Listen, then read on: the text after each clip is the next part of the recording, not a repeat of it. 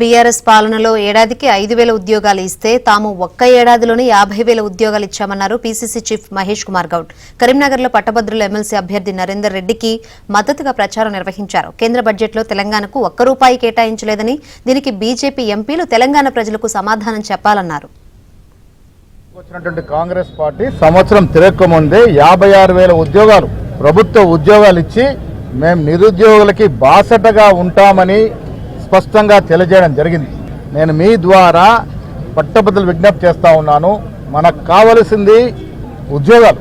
ఒక పట్టభద్రులైన ప్రతి వ్యక్తి ఏదో రకంగా ఉద్యోగంతో స్థిరపడాలని కోరుకుంటాడు. ఆ కోరిక నెరవేర్చే దశగా ఇవాళ పయనం చేస్తుంది కాంగ్రెస్ పార్టీ. దానికి తార్కాణం బీఆర్ఎస్ అధికారంలో ఉన్న 10 ఏళ్ళు వాళ్ళు 50,000 ఉద్యోగాలు దాటకుంటే మేము 9 మాసాల్లో 56,000 ఉద్యోగాలు ఇచ్చి ఉన్నాం. ఇంకా కూడా ఇస్తాం.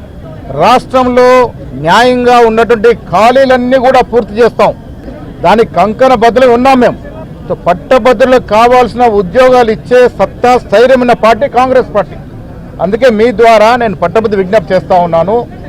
విద్యాపరంగా విద్యా సంస్థ నడపడమే కాకుండా ఎంతో మందికి ఉద్యోగాలు ఇచ్చినటువంటి ఘనత సాధి నరేందర్ రెడ్డి గారిని ఇక్కడ 4 జిల్లా యొక్క కాంగ్రెస్ నాయకుల కోరిక మేరకు వారు నిలపడం జరిగింది. మొదటి ప్రాధాన్యత కలిగిన ఓటు వారికేసి ఉద్యోగాలు ఇస్తున్న కాంగ్రెస్ పార్టీని మరింత బలోపేతం చేయండి. తద్వారా ఇంకా ఉద్యోగాలు ఇవ్వాలనే కోరికని ఉన్నటువంటి పార్టీకి మీరు బలాన్ని ఇస్తే ఇంకా వేల కొద్ది ఉద్యోగాలు వచ్చే అవకాశం రాష్ట్రంలో ఉంది.